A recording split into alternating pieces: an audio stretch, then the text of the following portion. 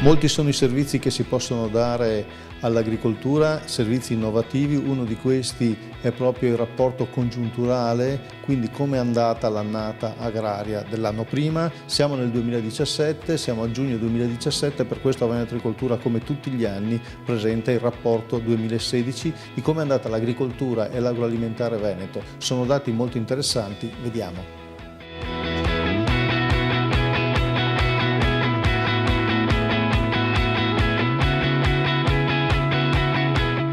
L'Agenzia Veneta per l'innovazione nel settore primario nasce il 1° gennaio del 2017 e tra i diversi compiti che la Regione le ha affidato c'è anche quello dell'osservatorio economico. Quindi noi dobbiamo sicuramente continuare a raccogliere ed elaborare questi dati per poterli mettere a disposizione, ma la soddisfazione non è solo quella di elaborare i dati, ma anche quella di dare delle informazioni su come il mondo si sta muovendo e quindi che risultati effettivi, che è poi la cosa più importante, si riesce ad ottenere con l'innovazione che Veneto Agricoltura ed altri stanno facendo nel settore. Come è andata quindi l'agricoltura veneta l'anno scorso?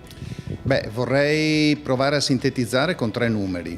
I 3 numeri sono il valore della produzione a 5,7 miliardi di euro, che cala leggermente, il numero delle imprese che passa, anche questo cala leggermente a 64.100 imprese, e il terzo valore è l'export che cresce a 6,3 miliardi di euro per quanto riguarda in generale il settore agroalimentare. Ma in sintesi è andata bene, così male?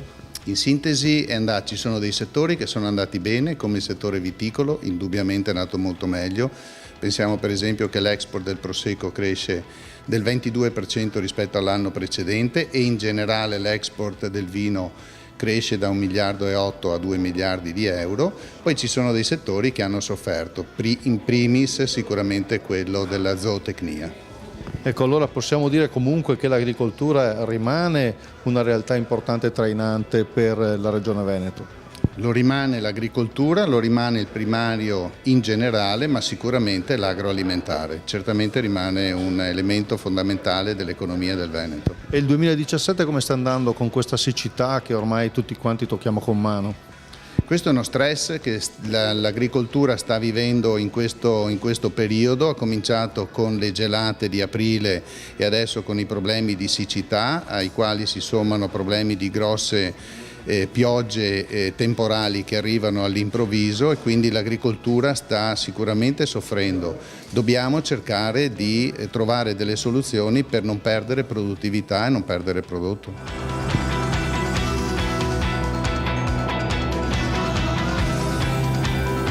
Un anno con numeri come sempre in chiaro e scuro, ma quali sono quelli che emergono soprattutto in negativo e in positivo? In positivo emerge nel complesso la produttività del settore agricolo veneto. Abbiamo un aumento di circa 20 milioni di euro rispetto all'anno precedente per quanto riguarda il PIL agricolo veneto. Su questo negativamente incidono soprattutto gli allevamenti. Il comparto degli allevamenti, abbiamo un forte calo, circa 7% del prezzo del latte, e una domanda stagnante per quanto riguarda il comparto della carne bovina e avicola. In termini positivi incide e traina come sempre il settore vitivinicolo e altalenante l'andamento del comparto cereali, con il mais che comunque per esempio ha visto aumentare le rese e i prezzi nonostante la diminuzione delle superfici e degli investimenti dedicati al comparto. Ecco, però stiamo vedendo nel 2017 che i prezzi non sono remunerativi. Nel 2017 abbiamo una tendenza di aumento per quanto riguarda i prezzi del latte, mentre per quanto riguarda soprattutto il comparto dell'ortofrutta i prezzi sono in calo. Il caldo delle temperature di questa prima parte di anno hanno favorito la germinazione e l'incremento, un anticipo diciamo produttivo, che ha fatto immettere nel mercato quantità di prodotto elevate e tutte nello stesso momento, e questo ha determinato un calo dei prezzi. Un settore di cui si parla poco è la pesca. Il settore ittico quest'anno per la prima volta registra un andamento diciamo stabile per quanto riguarda le imbarcazioni, e in aumento per quanto riguarda il valore della produzione, anche se le catture sono state inferiori rispetto agli anni precedenti, e questo comunque è una nota abbastanza positiva, perché significa appunto un po' più di tutela della risorsa, però comunque un aspetto positivo per le imprese che si vedono maggiormente remunerate visto l'aumento dei prezzi e dei ricavi.